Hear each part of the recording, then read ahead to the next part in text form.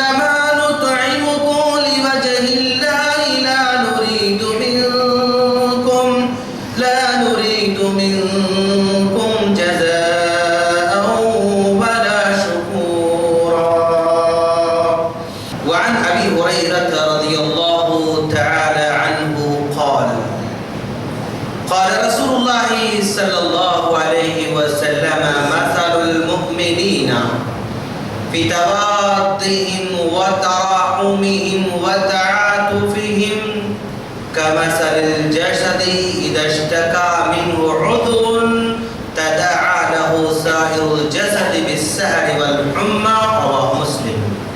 محترم بزرگوں، نوجوان دوستوں، مائیں بہنوں اور میرے چھوٹے بھائیوں، ہر قسم کی حمد و ثنا اسی اللہ رب العالمین کے لائق اور زیبا ہے جو جس کو چاہتا ہے راحت اور سکون کی زندگی عطا فرماتا ہے اور جس کو چاہتا ہے وہ آزمائش میں مبتلا کر دیتا ہے. وہ کہیں بارش کو روک کر آزماتا ہے تو کہیں بارش کو نازل کر کے آزماتا ہے. کسی کو پیاسا رکھ کر آزماتا ہے تو کسی کو پانی کی فراوانی کر کے آزماتا ہے.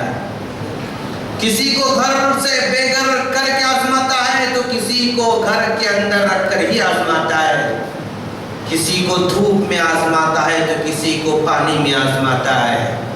لاکھوں درود و سلام ہو جناب محمد رسول اللہ صلی اللہ علیہ وسلم پر کہ آپ نے ایک ایسی تعلیمات لے کر ہم تمام کی طرف تشریف لائے کہ ان تعلیمات کے ذریعے ایک دوسرے کی خیر خواہی کرنا، ایک دوسرے کے غم کو بانٹنا، ایک دوسرے کے جذبات کو سمجھنا، ایک دوسرے کی بھوک کو سمجھنا، ایک دوسرے کی بیماری کو سمجھنا، ایک دوسرے کی مشکلات کو سمجھنا، یہ ساری کی ساری جذبات کی تعلیمات لے کر ہم تمام کی طرف مبعوث فرمائے گئے. سامعین کرام، آج میں جس عنوان پر بات کرنے جا رہا ہوں، میرا عنوان ہے سیلاب زدہ لوگوں کی مدد کیوں اور کیسے. میں نے اس عنوان کا انتخاب کیوں کیا ہے آپ سبھی جانتے ہیں. ہمارے اخبارات ہمیں بتلا رہے ہیں، ہمارا الیکٹرانک میڈیا اور ہمارا پرنٹ میڈیا ہمیں بتلا رہا ہے کہ ہمارے ملک کا ایک حصہ سیلاب کی زد میں تڑپ رہا ہے، بلک رہا ہے، رات بھر وہ جاگ رہا ہے اور دن بھر وہ چھتوں پر بیٹھ کر کسی امداد کا انتظار کر رہا ہے۔ اس کی راتیں بھی نیند سے نہیں گزر رہی ہیں اور نہ ہی اس کا دن کسی امداد کی امداد سے گزر رہا ہے، بلکہ اس کی نگاہیں آسمان پر ٹکٹکی باندھ کر دیکھ رہی ہیں یا کسی آنے والے کشتی کی طرف نگاہیں دوڑا رہی ہیں۔ الغرض ہم سبھی ان سارے کے سارے حالات سے بخوبی واقف ہیں۔ اسی حالت کے پیش نظر میں نے اس عنوان کے انتخاب کر رکھا ہے اور ہم جائزہ لینے کی کوشش کریں گے کہ اسلام کس طرح دوسروں کی مصیبتوں میں بیدار ہونے کی تعلیم دیتا ہے، دوسروں کی مصیبتوں میں خود کو ملوث کرنے کی کیسے تعلیم دیتا ہے اور دوسروں کی مصیبتوں کو کیسے بانٹنے کی ہمیں تعلیم دیتا ہے۔ سامعین کرام، ہم سب سے پہلے قرآن مجید کا اگر ہم جائزہ لیتے ہیں اور احادیث مبارکہ کا جائزہ لیتے ہیں اور صحابہ کرام کی زندگی کا جائزہ لیتے ہیں اور محدثین اور ائمہ کرام کی زندگی کا جائزہ لیتے ہیں اور تاریخ اسلام کا ہم جائزہ لیتے ہیں تو ساری کی ساری ہسٹری ہماری دوسروں کی خیر خواہی کی تعلیم دیتی ہے۔ پورا قرآن مجید ہمدردی کی تعلیم دیتا ہے، غم خواری کی تعلیم دیتا ہے، اور اگر کسی کی آنکھوں میں آنسو جاری ہیں تو خوشیوں سے مسکرانا نہیں سکھاتا بلکہ اس کو بھی اپنی آنکھوں میں آنسو لانے کی بھرنے کی تعلیم دیتا ہے۔ عجیب ہے، ذرا دیکھیں آپ کہ یہ ایمان والوں کی کیفیت کیا ہوتی ہے، ایمان والوں کی حالت کیسی ہوتی ہے۔ کوئی آدمی مصیبت میں پھنسا ہوا ہے، گھر سے بے گھر ہوا ہے، ماں باپ سے بچھڑا ہوا ہے، بچوں سے جدا ہے اور وہ کھانے کے لیے ترس رہا ہے، پانی کے لیے ترس رہا ہے، چاہے وہ کسی بھی طرح کا آدمی ہو، وہ ایمان والا ہو کہ بے ایمان ہو، وہ مومن ہو کہ کافر ہو، اسلام اس کا بھید بھاؤ کی تعلیم نہیں دیتا بلکہ وہ کہتا ہے ایمان والوں کے بارے میں وَيُطْعِمُونَ الطَّعَامَ عَلَىٰ حُبِّهِ مِسْكِينًا وَيَتِيمًا وَأَسِيرًا۔ یہ دیکھو ایمان والے کیسے ہوا کرتے ہیں، وہ بس رب العالمین سے محبت کرتے ہیں اور اس کی محبت میں اس کے وہ بندے جو یتیمی کی حالت میں پرورش پا رہے ہیں، اس کے وہ بندے غلامی کی زندگی بسر کر رہے ہیں، اس کے وہ بندے جو بہت ہی غربت کی زندگی بسر کر رہے ہیں، یہاں پر اسلام نے کہتا کہ وہ ایمان والا ہے یا وہ کافر ہے۔ اسلام یہ نہیں دیکھتا، ایمان یہ نہیں دیکھتا کہ وہ اللہ کا فرمانبردار ہے یا نافرمان ہے، بس وہ ان کے دکھ میں ساتھ دینا، یہی وہ جو ہے اپنا درس جو ہے سمجھتے ہیں۔ وَيُطْعِمُونَ الطَّعَامَ، بس کھانا کھلاتے ہیں، گھر میں ان کے پاس کھانا ہے تو کھانا کھلاتے ہیں اور اسی طرح کچھ بھی ان کے پاس اگر ہو تو اس کے حوالے کر دیتے ہیں۔ کس کو؟ کبھی یتیم کو کھلا رہے ہیں، کبھی غریب کو کھلا رہے ہیں، کبھی غلام کو کھلا رہے ہیں، کبھی جو ہے مسکین کو کھلا رہے ہیں، کبھی جو ہے کسی قیدی کھلا رہے ہیں اور کیا کہتے ہیں، ہاں بس رب العالمین کی محبت میں سب کام کر رہے ہیں۔ یہ کام کر کے نہ شہرت کا مطالبہ کرتے ہیں، یہ کام کر کے نہ شکریہ کا مطالبہ کرتے ہیں، یہ کام کر کے کسی سے بھلائی کی امید نہیں رکھتے ہیں۔ یہ ایمان والے بندوں کی علامت ہے دوستو۔ اور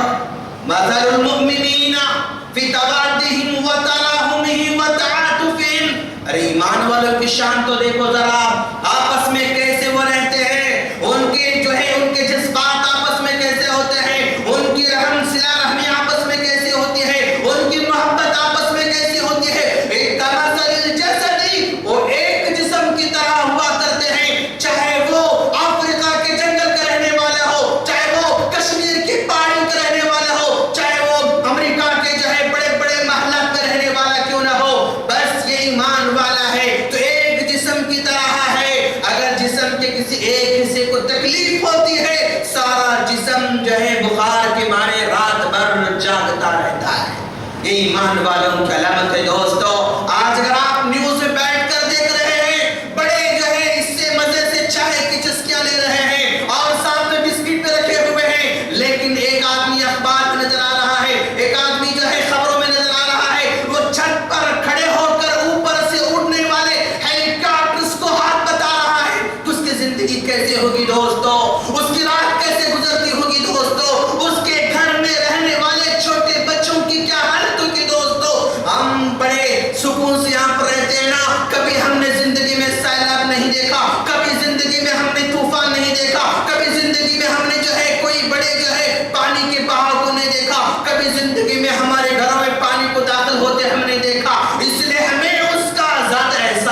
تنظیم ہوتا ہے دوستو. ذرا دیکھو ایمان والوں کی شان کیسے ہوا کرتی ہے. عجیب ذرا دیکھیں آپ کہ اللہ کے رسول صلی اللہ علیہ وسلم نے کیا فرمایا, من نفس کربۃ من کرب الدنیا ناخیہ.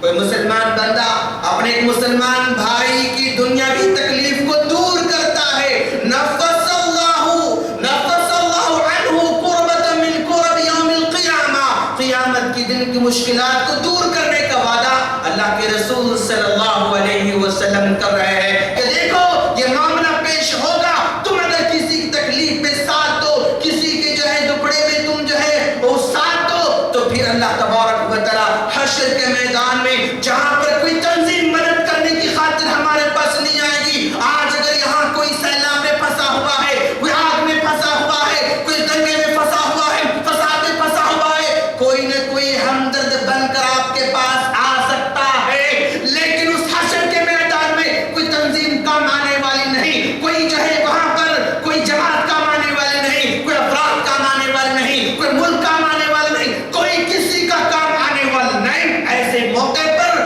اللہ تعالی ہمارے کام آنے کا وعدہ کر رہا ہے.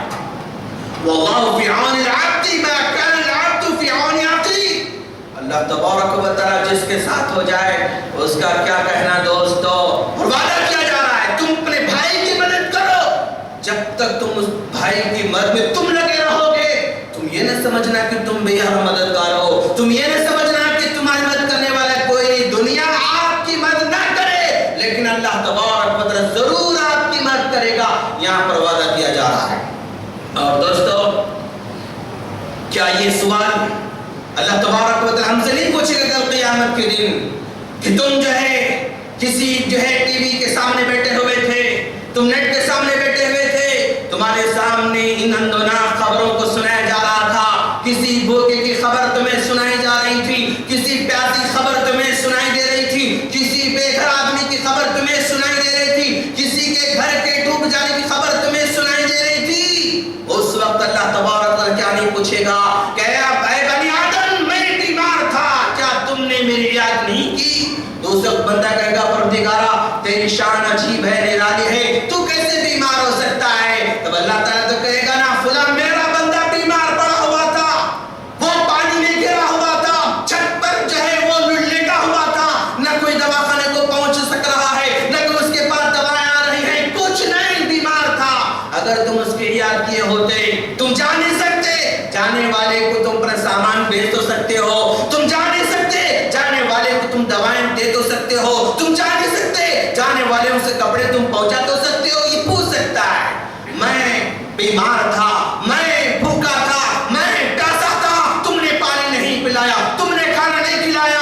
بندہ یہی کہے گا کہ تو کیسے بھوکا ہوتا ہے, تو کیسے پیاسا ہوتا ہے. رب پلٹ کر یہی کہے گا کہ میرا فلاں بندہ بھوکا تھا, میرا فلاں بندہ پیاسا تھا, اگر تم اس کی خبر گیری کر لیے ہوتے تم مجھے وہاں پر ضرور پا لیتے. یہ اسلام کی تعلیمات ہیں دوستو. اور ذرا دیکھیں آپ انبیاء کرام کا بھی طریقہ کیا رہا ہے. حضرت ابراہیم علیہ السلام کو ذرا دیکھیں آپ, بس وہ مہمانوں کی جو ہے خاطر مدارات میں زندگی بسر کر رہے ہیں, مہمانوں کو تلاش کرتے ہیں. کوئی ہے ایسا جو آدمی اپنے شہر کو چھوڑ کر یہاں پر آیا, اس کا پوچھنے والا کوئی نہیں, اس کو دیکھنے والا کوئی نہیں, اس کے بارے میں خبر گیری کرنے والا کوئی نہیں, اس کے کھانے کی فکر کرنے والا کوئی نہیں. جاؤ ابراہیم علیہ السلام اس کی تلاش میں نکل پڑتے ہیں, اور یہ ڈھونڈ ڈھونڈ کر ایسے پریشان لوگوں کو لا کر کھانا کھلاتے رہتے ہیں. اور یہی ابراہیم علیہ السلام دعا بھی کرتے ہیں, وَارْزُقْهُم مِّنَ الثَّمَرَاتِ لَعَلَّهُمْ يَشْكُرُونَ. پروردگارا اس علاقے میں رہنے والوں کو تو روزی عطا فرما. ذرا دیکھیں آپ کیسے فکر کر رہے ہیں حضرت ابراہیم علیہ السلام. اس علاقے میں نہ پانی ہے, اس علاقے میں نہ کھانا ہے, اس علاقے میں نہ سایہ ہے, اس علاقے میں جو بھی بسیں گے انہیں تو جو ہے عطا فرمانا. یہ ابراہیم علیہ السلام فکر کر رہے ہیں. حضرت داؤد علیہ السلام انصاف کر کے لوگوں کے مشکلات کو دور کر رہے ہیں. حضرت موسیٰ علیہ السلام مظلوم کی مدد کرتے ہوئے اپنا حق ادا کر رہے ہیں. حضرت موسیٰ علیہ السلام ان بچوں کی مدد فرمائی جن بچوں کو پانی پلانے میں دشواری ہو رہی تھی, جن بچوں کی بکریاں پیاسے پیاسے کھڑے ہوئے تھے, انہیں موقع نہیں مل رہا تھا. وہاں پر ابراہیم علیہ السلام حضرت موسیٰ علیہ السلام پہنچ کر ان مظلوم بچیوں کی مدد فرماتے ہیں. ذرا دیکھیں آپ, یہی حضرت موسیٰ علیہ السلام حضرت خضر کے ساتھ جا رہے ہیں. وہاں پر جو ہے حضرت خضر نے دیکھا ایک دیوار گرنے والی ہے, ایک دیوار گرنے والی ہے. اس دیوار کو آپ نے جو ہے پھر درست فرمایا. موسیٰ علیہ السلام نے پوچھا, خضر ہاں کیا بات ہے, اس گاؤں والوں نے تو ہماری مہمان نوازی بھی نہیں کی اور آپ نے جو ہے ان کی دیوار بنا کے چھوڑ دی. چاہیے حضرت خضر علیہ السلام کا یہ عمل رفاع عامہ میں شمار نہیں ہوتا. چاہیے جو ہے آگے چل کر جو ہے پنپنے والے ان بچوں کی مدد کرنے میں شمار نہیں ہوتا. حضرت خضر علیہ السلام اس کشتی کو توڑ کر کشتی والے پر آپ نے احسان کیا, اس بچے کو مار کر جو ہے اس کے ماں باپ پر آپ نے احسان کیا.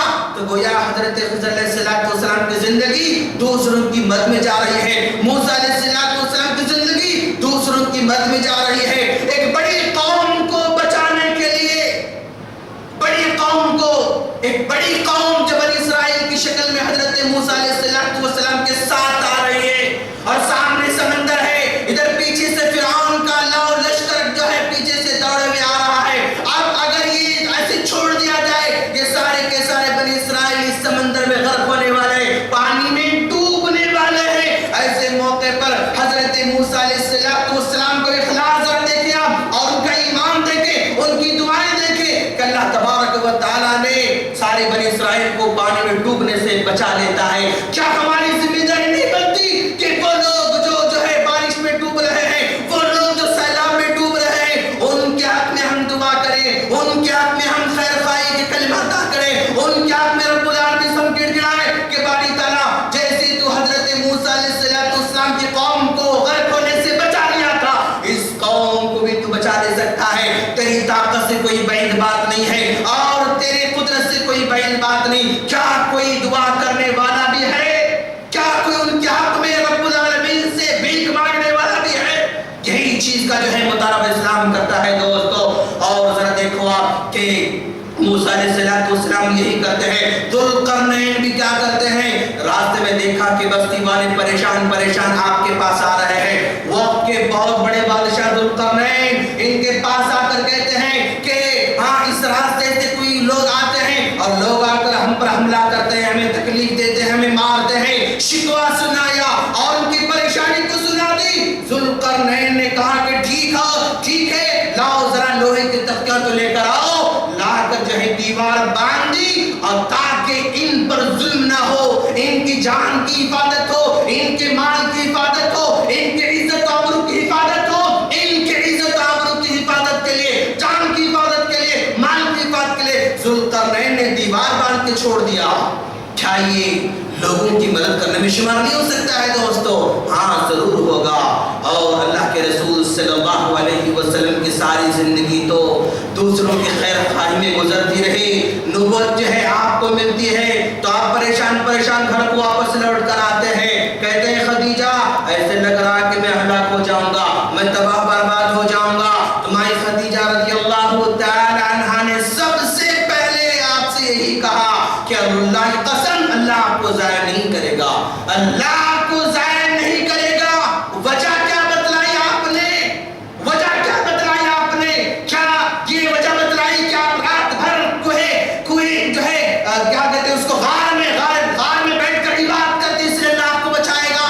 کیا آپ نے یہ وجہ بتلائی کہ آپ زیادہ عبادت کرنے والے اس لیے جو ہے اللہ آپ کو بچائے گا؟ نہیں, آپ نے ذکر کیا تو کیا کہا کہ دیکھو انک تحمل الکرہ, آپ کسی پریشان آدمی کا ساتھ دیتے ہیں, وتقی الضیف, کسی مہمان کی مہمان نوازی کرتے ہیں, وتعین علی نوائب الحق, اور جو مصیبتیں لوگوں پر آ پڑتی ہیں, جو پریشانی لوگوں پر آ پڑتے ہیں, ان کی مدد آپ کرتے رہتے ہیں. وتکسب المعدوم, اور اگر کوئی غریب ہے, فقیر ہے, مسکین ہے تو اپنی کمائی کا حصہ اس کو عطا کرتے ہیں. رفاہی کاموں کا تذکرہ میں خدیجہ رضی اللہ تعالی عنہا نے کیا. اللہ کے رسول صلی اللہ علیہ وسلم کے سامنے تو گویا اگر یہ قوم اس موقع کو غنیمت سمجھتے ہوئے کہ ایک بڑی تعداد میں لوگ جو ہے مصیبتیں پھنسے ہوئے ہیں, چلو اگر ہم ان کی مدد کریں گے تو جیسے اللہ کے رسول صلی اللہ علیہ وسلم کو بڑی بڑی آفتوں سے بچانے کا ذریعہ یہ لوگوں کی ہمدردی کرنے میں چھپا ہوا تھا, لوگوں کی غمخواری کرنے میں چھپا تھا.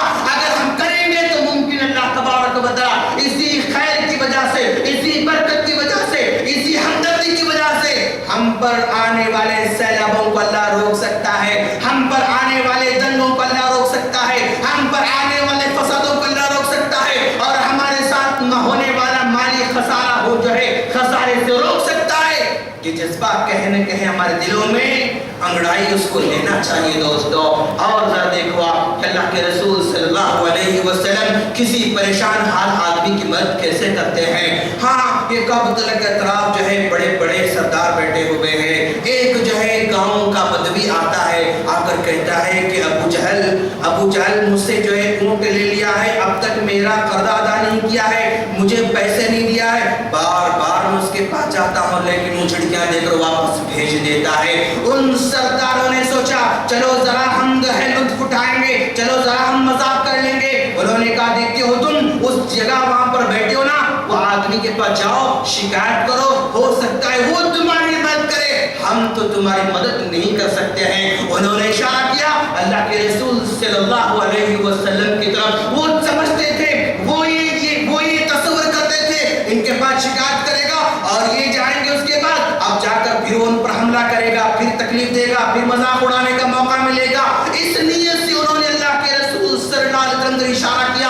وہ آدمی گیا, اس کو کیا معلوم یہ نبی ہے, اس کو کیا معلوم کہ ابو جہل ان کا دشمن ہے, کچھ نہیں معلوم تھا. شکایت کر دی. شکایت سن کے اللہ کے رسول صلی اللہ علیہ وسلم کھڑے ہو گئے, ابو جہل کے گھر کو چلے گئے. دروازہ کھٹکھٹایا, اندر سے ابو جہل نکلتا ہے. فوراً آپ نے کہہ دیا تم اس کا اونٹ تم خرید چکے ہو اور اس کے پیسے اب تک ادا نہیں کیے ہو, جاؤ اس کے پیسے ادا کر دو.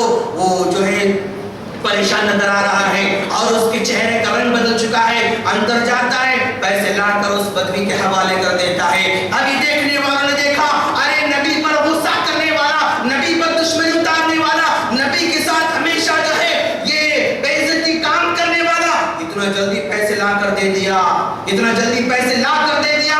ذرا دیکھیں آپ اللہ کے رسول صلی اللہ علیہ وسلم نے اس پریشان حال آدمی کی کیسے مدد کی. آپ نے نہیں سوچا ابو جہل کے پاس جانا ہے, ارے وہ تو میرا جانی دشمن ہے, وہ تو مجھے بے عزت کرے گا, مجھے ڈھکیل دے گا اور مجھے دھکا دے گا. یہ سب کچھ جو ہے ہو سکتا تھا, لیکن نبی نے یہ نہیں سوچا اور آپ نے آگے بڑھ کر اس غریب آدمی کی مدد کرنے کے بارے میں آپ نے سوچا.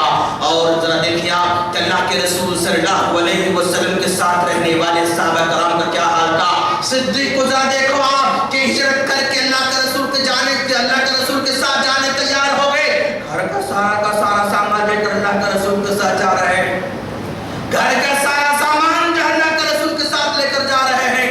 اور پھر اس کے بعد ہاں مدنی زندگی میں آپ نے دیکھا کہ حضرت ابوبکر صدیق رضی اللہ تعالیٰ عنہ نے جس غلام کو دیکھا, جاتے جاتے دیکھتے ہیں کہ بلال کو تکلیف دی جا رہی ہے, بلال کو مارا جا رہا ہے, بلال کو پیٹا جا رہا ہے, بلال کو اذیت دی جا رہی ہے. تو اللہ کے رسول صلی اللہ علیہ وسلم نے صدیق سے کہا ابوبکر کیا بھی وقت نہیں آیا کہ بلال کو آزاد کیا جائے, کیا وقت نہیں آیا کہ بلال کو تکلیف سے بچایا جائے. صدیق کہتے ہیں کہ اللہ کے رسول اللہ کی قسم میں ہر حال میں آج بلال کو بچا کے رہوں گا, بلال کو بچا کے رہوں گا. بلال کے پاس جاتے ہیں, اس کے مالک سے بات کرتے ہیں اور کہتے ہیں کہ اس غلام کو آزاد کر دو, اس غلام کے مقابلے میں جتنا تم جو ہے مال چاہتے ہو تم مال کو جو ہے مجھ سے مانگ لو. اس نے جو ہے بہت بڑی رقم کا مطالبہ کیا. آپ نے کہا ٹھیک ہے یہ رقم لے لو. اس نے کہا اور مجھے یہ چاہیے, ٹھیک ہے یہ لے لو. اور اس نے کہا اور مجھے چاہیے, ٹھیک ہے لے لو. 3 مرتبہ مطالبہ کیا جو ہے بلال کی جو ہے آقا نے, بلال کے مالک نے 3 مرتبہ مطالبہ کیا. 3 مرتبہ بھی اس کی منہ مانگی رقم صدیق رضی اللہ تعالیٰ حوالے کر دیا اور اس غلام کو لے کر جو ہے واپس لوٹ کر آتے ہیں. ذرا دیکھیں آپ, پھر کہتے ہیں اگر یہ بلال کو آزاد کرنے کے لیے ساری دنیا اگر مجھ سے مانگتا, میں ساری دنیا کو بھیک مانگ کر بلال کو آزاد کرنے کی بھی کوشش کرتا. دیکھو دوستو صدیق کا کیا دل ہوگا, بلال کو تکلیف ہو رہی ہے, اس کو تکلیف نجات دینے کا ذکر آپ کر رہے ہیں. اور صحابہ کرام پیچھے نہیں تھے, صحابہ کرام پیچھے نہیں تھے. اور ذرا دیکھیں آپ صدیق رضی اللہ تعالیٰ عنہ کو غریبوں کی مدد کرتے ہیں, مسکینوں کو مدد کرتے ہیں اور جو ہے ہر آدمی کی مدد کرنے میں آگے بڑھ چڑھ کر حصہ لیتے رہتے ہیں. عمر فاروق رضی اللہ تعالیٰ عنہ بھی پیچھے نہیں تھے. آپ نے زندگی ساری کی ساری वक्फ कर दिया। ये कैसा खलीफा होगा? रात में जाता है, लोगों के गम को तलाश करता है, लोगों की तकलीफ को ढूंढता है। आज अगर किसी लीडर के पास तकलीफ जाकर दरवाजा खटखटाती है, इसके खिड़कियों को तोड़ती रहती है और अखबार के जरिए उसके कानों में गूंजती रहती है तकलीफ क्या है पब्लिक की, लेकिन फिर भी आराम की नींद सोता रहता है, आराम की जो है खाने खाता रहता है, आराम की गाड़ी में चलता रहता है, आराम की सड़क पर ये घूमता रहता है और आरामदा हवा में जो है जिंदगी बसर करता है। वो कौन सा खलीफा होगा जो रात में निकलता है, देखता है किसके घर में तकलीफ है, मैं जाकर तकलीफ को दूर करूं। यहाँ तकलीफ घर को पहुंचकर निगाह लगाती है, लेकिन यह तकलीफ को दूर करने वाला घर को पहुंचकर ढूंढता है तकलीफ किसको है, किसको तकलीफ है। देखा झोपड़ी के अंदर से आवाज आ रही है, बाहर आदमी बैठा हुआ है, पूछा क्या माजरा है? कहा कि घर में जो है डिलीवरी का मसला है, बस औरत मेरी अकेली है, कोई इसका साथ देने वाला नहीं है, मैं तो कुछ नहीं कर सकता, बाहर बैठा हुआ हूँ, बाहर बैठा हुआ हूँ। इतना कहना था। वो खलीफा जो 10 मुल्क पर जो हुकूमत करने वाला, अरे वो खलीफा जिसके पास कैसर और किसरा आता है तो जो है थर्रा उठता है, वो खलीफा जिसको देखकर शैतान भाग जाता है, गली बदलता है। वो खलीफा अपने घर को जाकर बीवी को लेकर आता है और एक आवाम और रियाया की खातून की डिलीवरी में अपनी बीवी को जो है नर्स बनाकर छोड़ देता है। जाओ तुम, अगर तुम आखिरत में घर बनाना चाहती हो, जन्नत में साथ रहना चाहती हो, जाओ इस खातून की तुम मदद करना, इस खातून को तुम साथ देना। जो है कौन सी खातून? खातून अव्वल, खलीफा की बीवी। ये नहीं कहती कि अजी मैं कैसे जाऊं, किसी औरत को लेकर जाओ, किसी खातिमा को लेकर जाओ, हाँ किसी काम वाली को लेकर जाओ, नहीं, जो है खुद जो है निकल पड़ती है। वो खलीफा कैसा होगा जो रात में गश्त करते करते करते पहुंचता है एक झोपड़ी के पास कि बूढ़ी माँ है, छोटे छोटे बच्चे हैं और आग जो है, आग पर जो है एक हांडी रखी हुई है, खटखटा रही है, बच्चे रो रहे हैं। पूछता है क्या माजरा है? बूढ़ी माँ कहती कि खाने के लिए कुछ नहीं है, खाने के लिए कुछ नहीं, बस ये हांडी में पानी मैंने डाला है ताकि जो है बच्चे देखते देखते जो है सो जाए, खाना पक रहा है, इसी जो है वो खुश बच्चे सो जाए, इसलिए मैंने ऐसा कर रखा है। वो खलीफा वापस लौट कर जाता है, गुलाम से कहता है कि थैला उठाओ मेरे कंधे पर रखो। गुलाम कहता है कि मैं अपने कंधे पर ले चलूंगा, लेकिन वो खलीफा कहता है 10 मुल्कों का कि नहीं, तुम यहाँ पर मेरा बोझ उठा तो सकते हो, लेकिन हशर के मैदान में मेरे गुनाहों का थैला अपने पीठ पर तुम नहीं रख सकते, मेरे गुनाहों का थैला मुझे अपने पीठ पर लेकर जाना पड़ेगा। खलीफा जाता है, पकाता है, खिलाता है और बच्चे मुस्कुराते हैं तो वापस लौट कर जाता है। दोस्तों, तकलीफ में साथ देना, ढूंढना किसको तकलीफ है, ढूंढना कोई प्रॉब्लम में है, ढूंढना कोई मुसीबत में है, जाकर उनका साथ देना, ये बड़े कमाल की बात है। दोस्तों, हाँ उस्मान गनी को जरा देखो आप, वो मस्जिदों की तामीर कर रहे हैं, वो जो है कुओं को खरीद कर मुसलमानों के हैंड ओवर कर रहे हैं। मस्जिद की तौसी का मसला आता है, गनी आगे बढ़ते हैं, जंग में जो है ताउन का मामला आता है, गनी आगे बढ़ते हैं, किसी को खाने का प्रॉब्लम है, गनी आगे बढ़ते हैं, और कारसानी का मसला है, गनी आगे बढ़ते हैं, और काफिला आता है जो है सामान से भरे हुए ऊँटनी आ रहे हैं, और ताजिर आकर पूछते हैं कि भाई हमने सुना है कि काफिला आपका यहाँ पर आ रहा है और हम आपके पास सामान खरीदने आए हैं ताकि जो है आप सामान खरीद कर किसी और को हम बेचे। कहते हैं क्या तुम दोगे, क्या दाम में दोगे, क्या दाम में लोगे? तो ये दाम पेश करते हैं, कहते हैं कि नहीं उससे ज्यादा दाम चाहिए मुझे। फिर आगे पेशकश होती, नहीं इससे बढ़कर दाम चाहिए, और पेश करते फिर से और बढ़कर दाम चाहिए। ताजिर कहते हैं कि अरे वाह, इतनी दाम हम पेश कर रहे हैं कि इससे बढ़कर दाम कोई दुनिया में दे नहीं सकता आपको। कहते हैं कि नहीं इससे बढ़कर भी मुझे देने वाला है, इससे बढ़कर मुझे देने वाला है।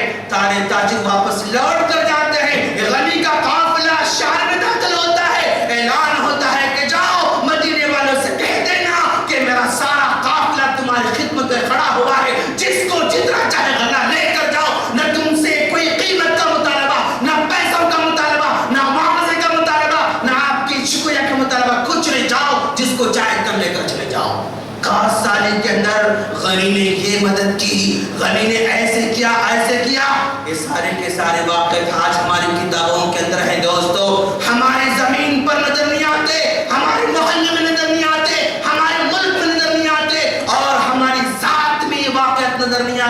سارے کے سارے واقعات کتابوں کی زینت بنتے ہمیں نظر آتے ہیں دوستو. اور ذرا دیکھو آپ کہ کیسے حسن رضی اللہ تعالیٰ عنہ نے زندگی میں 3 مرتبہ ایسے آئے حضرت حسن رضی اللہ تعالیٰ عنہ کے کہ آپ نے آدھا مال اللہ کے راہ میں خرچ کر دیا. ایک موقع آیا جس کے اندر آپ نے کہا ٹھیک ہے جاؤ آدھا مال جو اللہ کے راہ میں خرچ کر دیا, اور ایک واقعہ اس کے اندر بھی آدھا مال خرچ کر دیا, اور ایک واقعہ اس میں آدھا مال آپ نے خرچ کر دیا. زندگی میں 3 مرتبہ اپنی آدھی پراپرٹی کو حضرت حسن رضی اللہ تعالیٰ عنہ نے دوسروں کی غمخواری میں جو ہے آپ نے لٹا دیا. اور دوستو ذرا دیکھو آپ کہ سلمان فارسی رضی اللہ تعالیٰ عنہ ایک یہودی کے پاس غلام تھے. یہودی کے پاس غلام تھے اور یہودی بڑی تکلیف دیا کرتا تھا. اسے شرط لگائے اگر تم اس سے آزاد ہونا چاہتے ہو 300 کھجوروں کے جھاڑ میرے باغیچے میں لگانا ہوگا, 40 اوقیہ چاندی مجھے ہاتھ جو ہے میرے حوالے کرنا ہوگا. سلمان فارسی رضی اللہ تعالیٰ نے اگر اللہ کے رسول صلی اللہ علیہ وسلم کے سامنے کہا اے اللہ کے رسول یہودی مجھ سے 300 کھجور کے درخت مطالبہ کر رہا ہے کہ اس کے باغیچے میں لگانا, گڑھے کھود کر لگانا, جسٹ پلانٹ لا کر دینا نہیں. اللہ کے رسول صلی اللہ علیہ وسلم نے کہا سلمان کیوں فکر کرتے ہو, کیوں فکر کرتے ہو, جاؤ میرے ساتھیوں کو بلاؤ, میرے صحابہ کو بلاؤ. صحابہ کرام حاضر ہوتے ہیں. اللہ کے رسول نے کہا لوگو کیا تم نہیں چاہتے ہو کہ جنت تمہارا باغیچہ ہو, جنت تمہارے باغیچے میں کھجور کے درخت ہو. صحابہ کرام نے کہا کیوں نہیں. اللہ کا رسول کہا جاؤ سلمان کا مالک یہ مطالبہ کر رہا ہے کہ اس کے باغیچے میں 300 کھجور کے درخت لگانا ہوگا. صحابہ دوڑتے دوڑتے واپس لوٹ کر جاتے ہیں, اپنے پاس جتنے جو ہے پودے ہوتے ہیں وہ سارے کے سارے پودے لا لیا. اللہ کے رسول نے کہا سلمان چلو میں بھی گڑھا کھودوں گا, تم بھی گڑھا کھودنا. اللہ کے رسول صلی اللہ علیہ وسلم بنفس نفیس حاضر ہوتے ہیں, اپنے ہاتھوں سے گڑھے کھودتے ہیں. سلمان گڑھا کھود رہا ہے اور وہ صحابی گڑھے کھود رہے ہیں. اللہ کے رسول صلی اللہ علیہ وسلم نے اپنے ہاتھوں سے پودے لگائے, 300 پودے جو ہے گڑھے کھود کر لگا دیے, 40 اوقیہ چاندی جو ہے اس کے حوالے کر دیا. سلمان فارسی کو آزاد کرنے کے لیے سارے کے سارے صحابہ چھوٹ گئے, جمع ہو گئے, اپنی پونجی اکٹھا کر دیا, مصیبت میں پھنسے ہوئے آدمی کو آپ نے وہاں سے آزاد کر دیا. دوستو واقعات تو بہت رہیں گے لیکن اب ذرا ہم دیکھیں پریزنٹ کنڈیشن کیا ہے ہماری. آج ہم جس عنوان پر بات کرنے جا رہے تھے, جس پس منظر ہم بات کرنے جا رہے تھے, اس کا بھی ہمیں ذرا جائزہ لینے کی ضرورت ہے. دوستو ملک کا ایک بڑا حصہ جس کو ہم کشمیر کہتے ہیں, جموں کشمیر ہم اس کو کہتے ہیں, سیلاب کی زد میں جو ہے وہ تیر رہا ہے. 2 ستمبر سے جو ہے بارش شروع ہو جاتی ہے اور جو ہے 30 ستمبر کو اور بڑھ جاتی ہے, 4 ستمبر کو اور بڑھ جاتی ہے.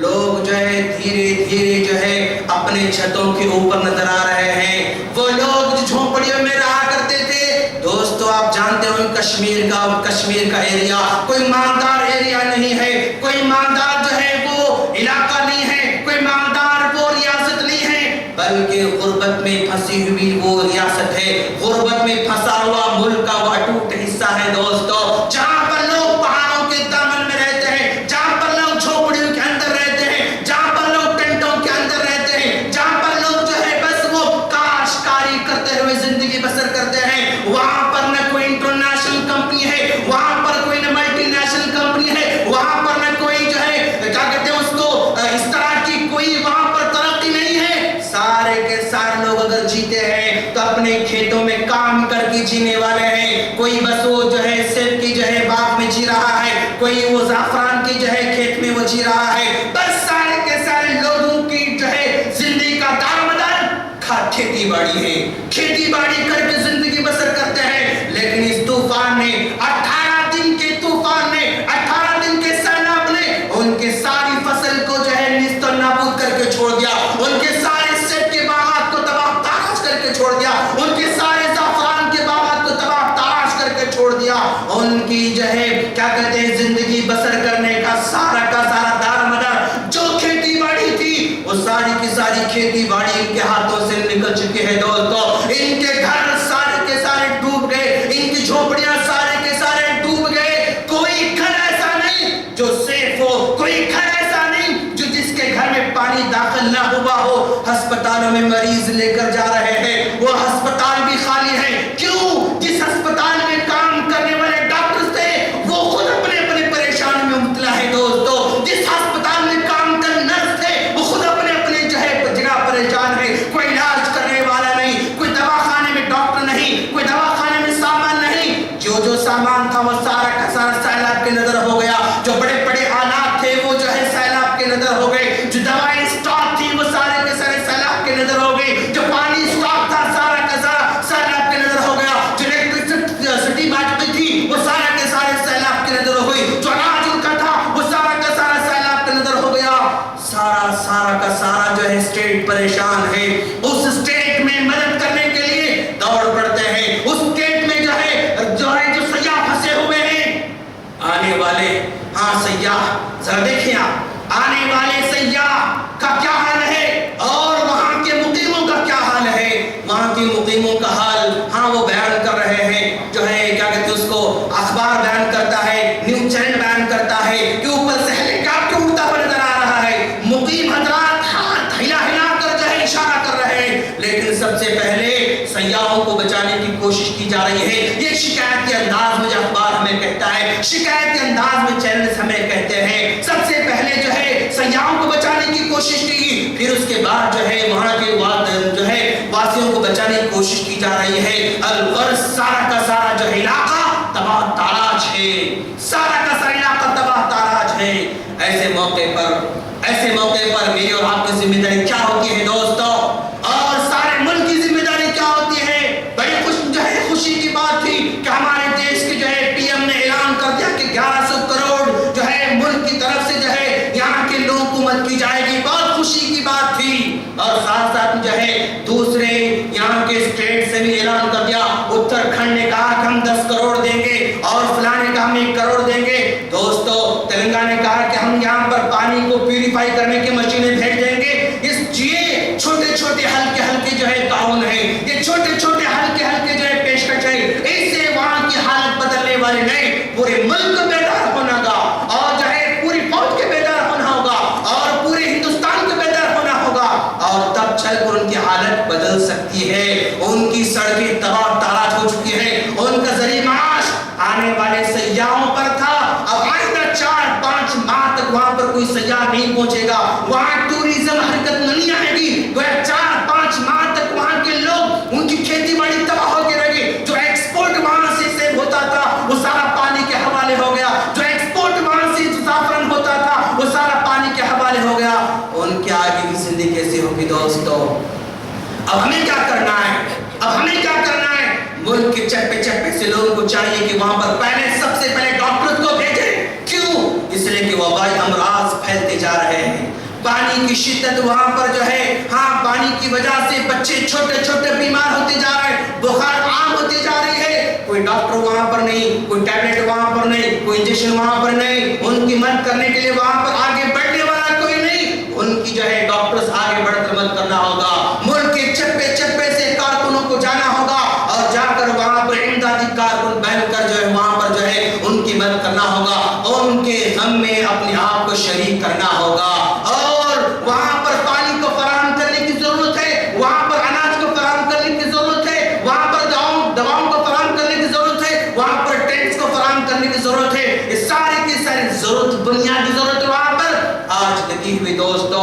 اور اس حادثے میں, اس سیلاب میں ذرا سا جو ہے تبدیلی دونوں میں ذہنی طور پر تبدیلی بھی آ گئی. وہ یہ کہ یہ بڑی خوشی کی بات ہے کہ ملٹری نے, فوج نے جو ہے بہت ہی اپنی جان کو ہتھیلی پر رکھ کر سارے کے سارے لوگوں کی مدد کرنے کی کوشش کی. وہ علاقے جہاں پر عام تنظیم نہیں پہنچ سکتی, جہاں پر عام والنٹیئرز نہیں پہنچ سکتے, اس علاقے کو فوج پہنچتی رہی, وہاں کے لوگوں کو اٹھاتی رہی اور جو ہے اپنے محفوظ مقامات پر پہنچاتی رہی. وہ لوگ جو کئی سالوں سے, کئی دہوں سے ملٹری کو صرف جو ہے کیا کہتے ہیں اس کو ویپنز کے ساتھ دیکھا تھا, ملٹری کو صرف جو ہے ہتھیار کے ساتھ دیکھا تھا, ملٹری کو دیکھتے ہی نفرت ان کے اندر پیدا ہوتی تھی. لیکن ملٹری کو چہرے کو دیکھا کہ ملٹری مدد بھی کرتی ہے, ملٹری آپ کے غم میں ساتھ بھی دیتی ہے, ملٹری آپ کے بچوں کو اپنے گود میں لے کر محفوظ مقامات پر پہنچ بھی سکتی ہے, ملٹری آپ کو اوپر سے جو ہے ہیلی کاپٹر کے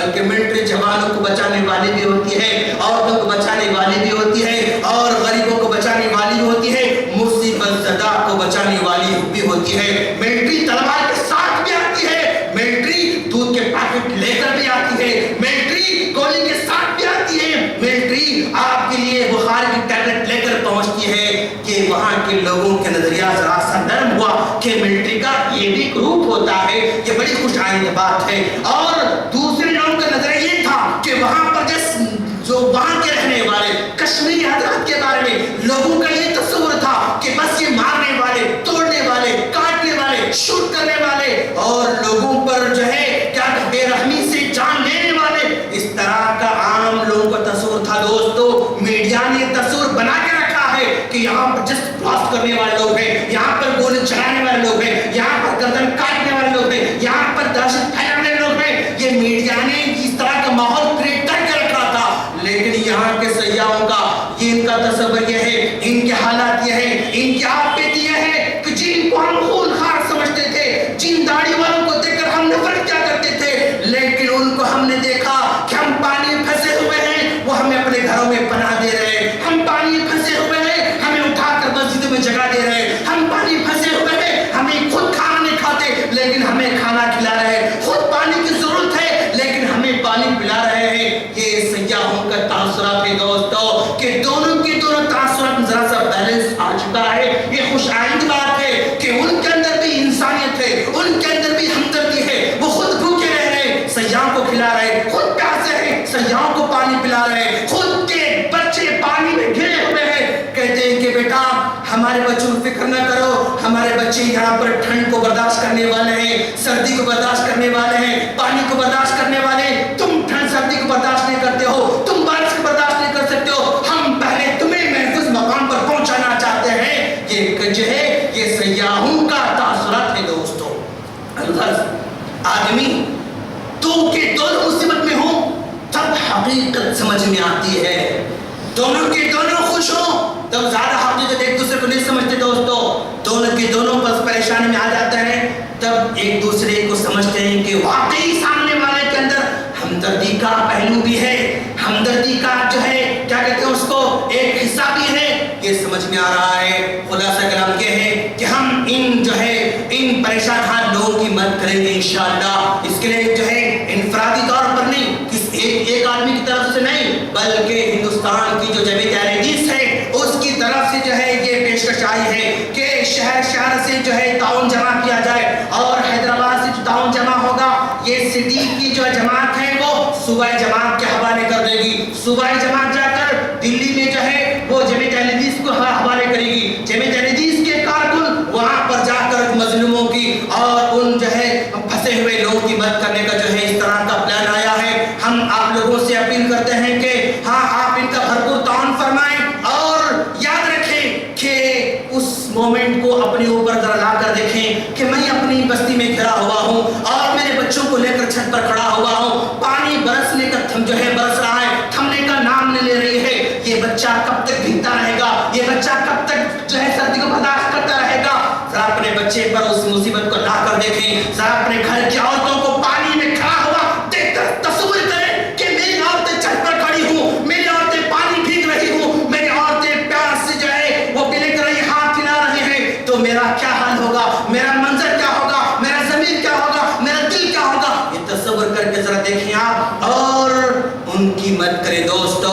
اگر ہم اپنے جیب 100 روپے نکال کر دیں گے تو میرا بچہ بھوکا نہیں مرے گا، میرا بچہ پیسہ نہیں مرے گا، 1000 کے نوٹ نکال کر دوں گا انہیں کوئی جو ہے پرابلم پیدا نہیں ہوگا، لیکن 1000 کسی کی زندگی بچا سکتی ہے، 100 آپ کا کسی کو جو ہے ٹیبلٹ دلا سکتا ہے، کسی کو دودھ کا پیکٹ پہنچا سکتا ہے، کسی کو پانی کا پیکٹ پہنچا سکتا ہے۔ یہ سمجھ کر آپ آگے بڑھ کر تعاون کریں، اور اگر آپ کچھ نہیں کر سکتے کم سے کم ہم دعا کریں کہ باری تعالیٰ تو ان مصیبت زدہ کو محفوظ فرما، باری تعالیٰ وہ تیرے بندے ہیں، تو انہیں آزمائش میں جو ہے ڈال چکا ہے، ایسی آزمائش نہ ڈالنا جیسا کہ جو ہے موسیٰ علیہ السلام یہ قوم کو تو آزمانا چاہ رہا تھا، جیسا کہ انبیاء کرام کو تو آزما رہا تھا، جیسے صحابہ کرام کو آزما رہا تھا، باری تعالیٰ تو انہیں ایسے نہ آزمانا، ہمیں بھی نہ آزمانا، باری تعالیٰ ساری دنیا دنیا کے مسلمانوں کو غیر مسلموں کو ہر چھوٹی بڑی تکلیف سے محفوظ فرمانا باری تعالیٰ، چاہے وہ ایمان والے ہوں غیر ایمان والے ہوں، مسلم ہوں غیر مسلم ہوں، اور جو ہے اللہ کو ماننے والے ہوں یا انکار کرنے والا ہوں، سبھی کو باری تعالیٰ تو حفاظت زندگی عطا فرمانا، ان کے دکھ درد میں تو ہی سہارا ہے، تیرے علاوہ اور کوئی سہارا نہیں کر سکتا باری تعالیٰ، ان کی ہمت اندر مزید ہمت عطا فرمانا، ان میں پھیلنے والی بیماریوں کو بچا لینا، انہیں شفا کامل عطا فرمانا، انہیں پھر سے اثر میں گھر بنانے کی توفیق عطا فرمانا، پھر سے اپنے کھیتوں کو سجانے کی توفیق عطا فرمانا، باری تعالیٰ طوفان کو ہٹا دینا، سیلاب کو ہٹا دینا، نارمل زندگی انہیں عطا فرمانا، باری تعالیٰ ملک میں رہنے والے ہر ایک دیسی کو تو سکون زندگی عطا فرمانا، چین کی زندگی عطا فرمانا، ایک دوسرے کو سمجھنے والا، ایک دوسرے کی ہیلپ کرنے